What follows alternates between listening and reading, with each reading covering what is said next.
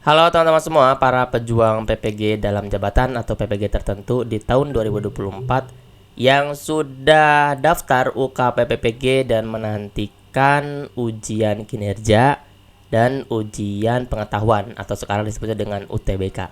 Nah, teman-teman semua, kali ini kita akan bahas tentang trik lulus UKPPG tahun 2024 berkaitan dengan UTBK, yaitu tes uraian yang harus selesai di waktu 30 menit. Jadi kita punya waktu 30 menit untuk menuliskan uraian atau disebutnya kalau dulu itu adalah tes esai ya. Jadi nanti akan diberikan studi kasus, kemudian permasalahannya apa, solusinya bagaimana, kemudian apa yang kita petik. Sesungguhnya soal-soal seperti itu sudah teman-teman lalap abis.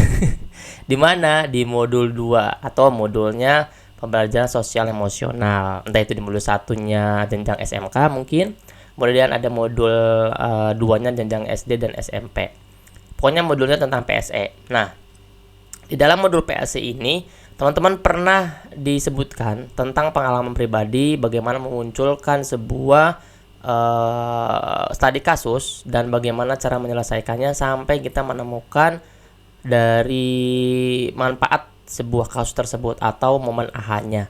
Nah, saya akan sedikit kupas tentang UTBK ini berkaitan dengan uraian. Di sini akan kita bahas bagaimana trik jawabnya, bagaimana supaya 15 sampai 20 menit itu sudah selesai dan ada waktu 10 menit untuk kembali memeriksa si jawaban tersebut. Oke? Jangan skip-skip ya sampai akhir nih. Ini salah satu soal uraian UTBK teman-teman semua. Yang satu adalah permasalahan apa yang pernah Anda hadapi, kedua adalah bagaimana upayanya, kemudian yang ketiga adalah apa hasil dari upaya Anda tersebut. Kemudian yang keempat ini adalah pengalaman yang berharga apa yang harus kita petik. 4 ini harus kita selesaikan dengan waktu 30 menit dan 500 kata. Minim-minimnya 450 ke atas kita harus bisa untuk menuliskan di esai tersebut. Tapi saya akan menargetkan teman-teman bisa untuk menulis uraian ini 15 sampai 20 menit. Caranya bagaimana? Kita kasih triknya ya. Yang pertama adalah teman-teman tulis dulu jawaban dengan jelas dan ringkas itu di 15 sampai 20 menit. Dimulai dari kapan? Sekarang. Dari sekarang teman-teman siapkan di Microsoft Word. Di Microsoft Word itu bisa mendeteksi berapa kata yang telah kita tulis. Nanti kalau sudah biasa teman-teman pelajari dan hafalkan dari kasusnya aja. Kemudian hafalkan studi kasusnya, hafalkan penyelesaiannya, hafalkan hasil dari penyelesaian tersebut, apakah berhasil atau tidak, kemudian apa momen yang bisa kita petik. Nah, kalau dari 4 trik itu teman-teman bisa menyelesaikannya, maka teman-teman akan bisa merampungkan jawaban tersebut hanya 15 menit atau 20 menit paling lamanya. Jadi ada spare waktu 10 menit untuk kita memeriksa kembali apakah setiap kalimat bisa nyambung dengan kalimat yang lainnya atau mungkin harus kita berikan kalimat yang lainnya supaya bisa terhubung dengan baik. Nah, itu harus teman-teman antara 10 menit 5 sampai 10 menit itu harus ada spare waktu yang free untuk kita balik lagi ke soal dari 1 sampai dengan 4 itu. Nah, kita bahas di pendahuluan dulu. Teman-teman lihat ya, dimulailah dengan 1 atau 2 kalimat yang menguraikan permasalahan utama. Di kalimat pertamanya, teman-teman bisa menggunakan kalimat salah satu masalah terbesar yang pernah saya hadapi adalah, nah itu deskripsi masalahnya. Kalau misalkan saya ditanya, apa mas kalau misalkan di dalam deskripsi permasalahan yang paling berkesan adalah pada saat COVID-19 itu sangat berkesan karena merubah paradigma pendidikan yang tadinya offline menjadi online. Coba aja teman-teman gali, ketika masalah COVID kemarin, bagaimana permasalahan besar teman-teman menghadapi pembelajaran yang siswanya itu tidak boleh ke sekolah. Coba digali lagi dari sekarang. Itu contoh ide yang pertama, walaupun ada ide-ide yang lainnya seperti pembelajaran di kelas tidak menyenangkan, sering ngantuk, sering izin ke WC. Nah, itu kita digali seperti itu. Yang biasa teman-teman hadapi. Kalau misalkan teman-teman mau lebih lancar menulisnya, harus pengalaman pribadi. Kalau pengalaman yang ngarang, teman-teman pasti akan buntu di akhirnya. Carilah pengalaman pribadi, kemudian cari penyelesaiannya yang sudah dilakukan. Kemudian jujur hasilnya bagaimana. Kalau dia sukses, buat sukses. Kalau dia belum sukses, apa yang harus kita pelajari dari ketidaksuksesan penyelesaian tersebut. Seperti itu. Nah, upayanya apa? Jelaskan secara rinci, tetapi singkat-singkat langkah-langkahnya yang diambil untuk mengatasi masalah tersebut. Kalau kita ambil misalkan di dalam masalah terbesarnya COVID. Nah, penyelesaiannya apa ketika dari yang tadinya offline menjadi online?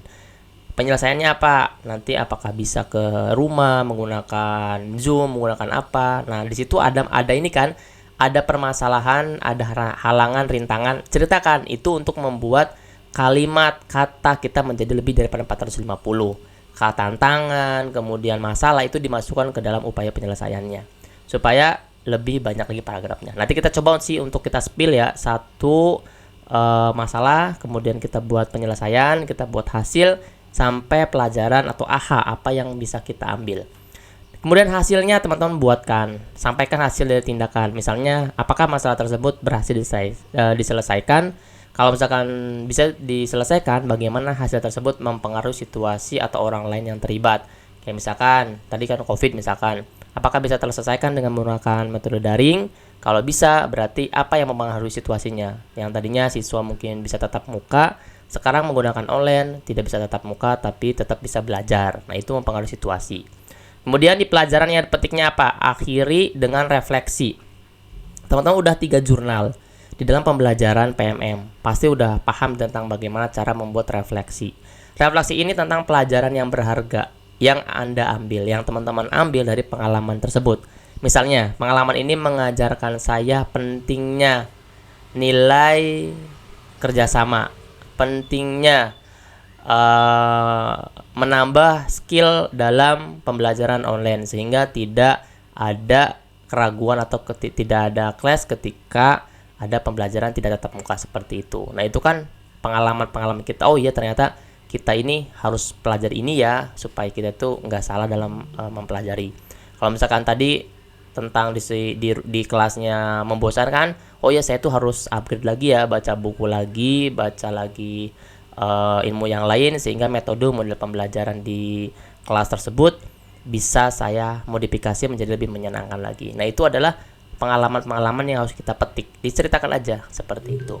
Nah, dari 4 trik ini teman-teman bisa menyelesaikan 15-20 menit. Soalnya saya udah pernah coba untuk pakai stopwatch ya, atau teman-teman bisa pakai timer yang lain. Silakan dibuat 15 atau 20 menit, kemudian ada sisa 10 menit bisa mengerjakan atau memeriksa jawaban dari tulisan pertama sampai dengan keempat. Kita spill ya teman-teman ya, kita spill contohnya nih. Nah, ini kita akan spill teman-teman masalah satu yang tentang COVID ya, yang tadi kita sudah spill di awal. Nah, permasalahan yang pernah saya hadapinya ini, pandemi COVID-19 membawa banyak perubahan signifikan dalam dunia pendidikan. Salah satunya adalah peralihan mendadak nih dari yang tadinya tatap muka menjadi daring. Itu kita ceritakan teman-teman kesulitannya. Pasti semua guru itu mendapatkan cerita ini. Karena COVID itu kan di seluruh daerah, berbagai negara itu pasti ada. Nah, itu pasti sangat menonjol. Dan biasanya kalau misalkan itu dialami diri sendiri, itu akan ngalir. Pengalaman sendiri gimana sih pada saat memecahkan masalahnya. Nah, ambil aja itu yang memang benar-benar dialami. Kalau misalkan teman-teman ini berpikirnya ini sulit ya uraiannya, karena sulit itu karena kita nggak ngalamin. Kalau teman-teman ngalamin, tinggal sekarang ngebiasain ngetiknya, itu aja. Dari sekarang dibiasain sampai tanggal 21 kan masih ada waktu ya. Nah, ini tentang masalah COVID-nya, masalah utama yang saya hadapi. Ini kan prolognya ya, ini prolognya udah ada, teman-teman bisa baca. Terakhirnya nih, ketika mau pindah paragraf atau pindah pertanyaan selanjutnya, ini kita dikerucutkan menjadi masalah utama yang saya hadapi adalah rendahnya partisipasi siswa dalam kelas daring. Nah, ini adalah kejadian COVID-nya merubah paradigma dari yang tadinya yang tadinya offline menjadi online.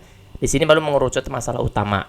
Masalah utamanya yang saya hadapi adalah rendahnya partisipasi siswa dalam kelas daring. Berarti di sini masalahnya adalah rendahnya partisipasi atau rendahnya motivasi. Sebagian besar siswa mengalami kesulitan untuk fokus terlibat aktif dalam pembelajaran. Ini kan berarti karena emang namanya peralihan berarti kan dia belum biasa.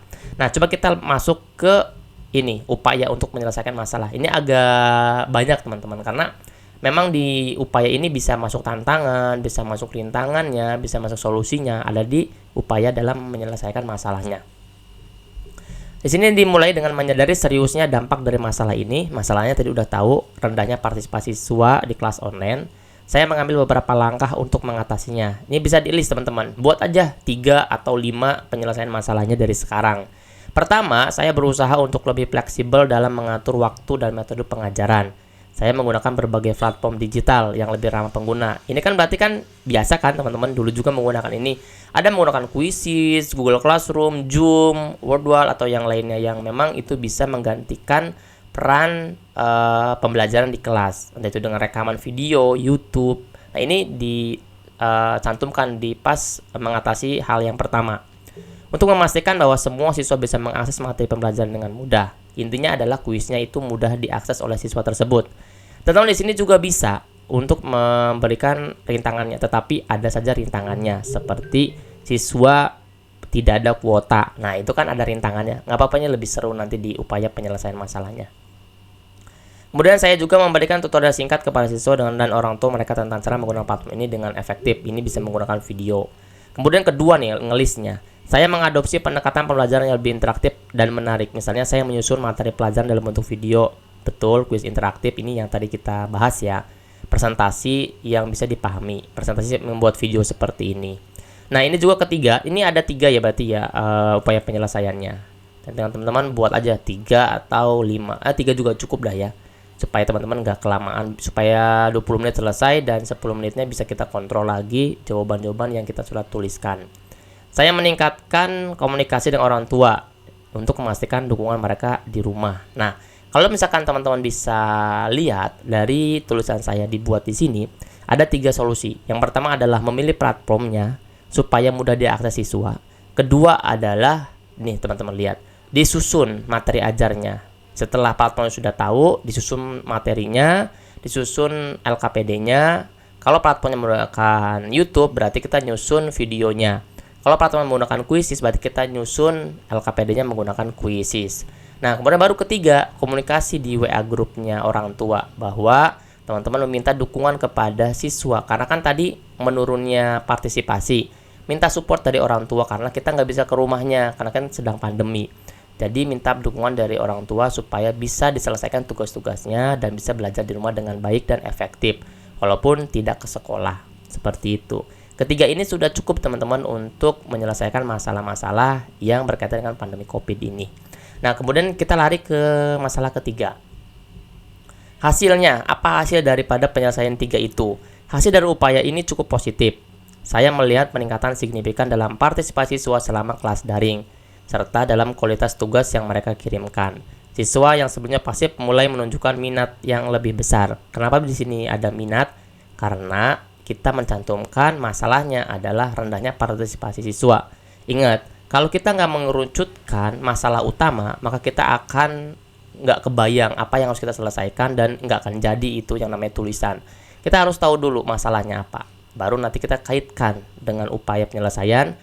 Nanti di terakhirnya adalah hasil yang sudah ada atau hasil yang ditentukan setelah upaya itu dilaksanakan. Di sini setelah itu dengan meningkatkan komunikasi dan kerjasama, di sini ini teman-teman dijabarin dari 3 treatment tadi dijabarin. Pertama, siswanya yang tadi pasif menunjukkan minat. Karena apa? Karena sering berpartisipasi aktif dalam diskusi kelas.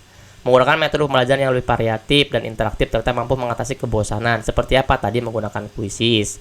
Kemudian di sini orang tua juga menjadi lebih terlibat dalam proses pembelajaran anak. Kenapa? Karena tadi treatment ketiga kita meminta di grup WA orang tuanya supaya bisa disupport, didukung supaya si anak tersebut mau mengerjakan tugas-tugas yang kita kirimkan.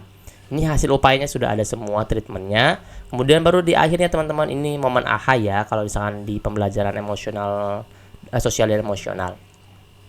Pengalaman berharga yang bisa dipetik nih dari pengalaman ini, saya memetik pelajaran berharga tentang pentingnya fleksibilitas dan inovasi dalam menghadapi situasi yang tidak terduga. Pandemi COVID-19 memaksa saya untuk keluar dari zona nyaman yang tadinya kan offline ya. Kita nggak mengenal namanya Zoom, kemudian Google Classroom, Quizzes itu kan kita nggak kenal. Maka sekarang dikenalkan karena ini dari keluar dari zona nyamannya dan mencari cara yang baru untuk memastikan siswa tetap mendapatkan pendidikan yang layak. Saya juga belajar bahwa dukungan dan kerjasama antar guru ini masih mengaitkan dari 3 treatment tadi. Kerjasama guru, orang tua siswa itu penting dalam menciptakan lingkungan belajar yang efektif. Selain itu, pengalaman ini mengajarkan saya pentingnya keterampilan teknologi karena kita harus memilih platform mana yang cocok untuk siswa dalam dunia pendidikan modern. Dengan menguasai berbagai alat dan platform digital, saya bisa memberikan pengalaman belajar yang lebih kaya dan sesuai dengan kebutuhan siswa. Ini adalah pelajaran yang akan terus saya bawa dalam perjalanan karir saya sebagai seorang guru, terutama dalam menghadapi tantangan-tantangan di masa depan. Ini kita tutup dengan apa? Dengan pembekalan kita bahwa dari poin 1, 2, dan 3, pertanyaan 1, 2, dan 3 tadi, membekali saya sebagai pengalaman berharga untuk berjalan lagi dengan tantangan-tantangan di masa yang akan datang atau di masa depannya. Nah, kalau teman-teman bisa seperti ini, diperincikan seperti ini, dan belajar dari sekarang, insya Allah 15-20 menit teman-teman bisa. Intinya satu, yang akan dicurahkan di dalam soal tes uraian esainya adalah pengalaman diri sendiri, bukan pengalaman orang lain atau copy paste dari yang lain. Kalau misalkan selama itu pengalaman sendiri, karena nanti di ujian akhir tidak boleh membuka apapun, tidak ada bantuan apapun, maka teman-teman akan mengalir sendiri. Namanya mengetik sesuai dengan pengalaman kita. Sekarang kita fungsinya adalah keterampilan mengetiknya aja. Dari sekarang silakan keterampilan mengetiknya terus dilatih, masih ada waktu sampai 20 hari ke depan. Nah, teman-teman, ini yang bisa saya sampaikan ya. Mudah-mudahan teman-teman bisa untuk mengerjakan soal uraiannya atau esainya. Teman-teman pasti saya harapkan lebih rajin lagi belajar di UTBK-nya maupun PCK, SJT, dan uraiannya. Mudah-mudahan bermanfaat. Dan teman-teman bisa lulus, semua yang menonton ini dan membagikan ini semuanya bisa lulus, dan cukup di subscribe ya, dan like. Jangan lupa diaktifkan juga teman-teman di tombol loncengnya supaya ketika ada notif dari video saya teman-teman bisa langsung bisa buka. Terima kasih ya teman-teman ya, semoga bermanfaat. Dadah.